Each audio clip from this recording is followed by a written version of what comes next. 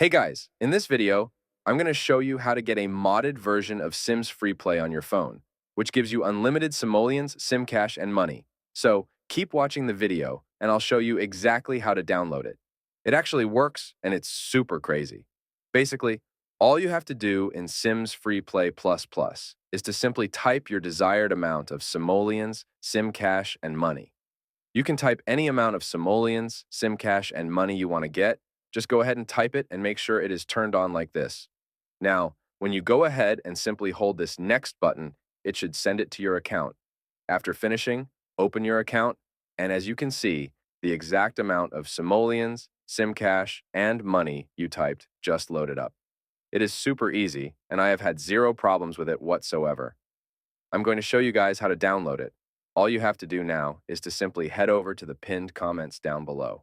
There, I explain exactly where you can get Sims FreePlay++. So, just head over to the pinned comments, leave a like if this method worked for you at the end, and that's it. See you all in the next video. Bye-bye.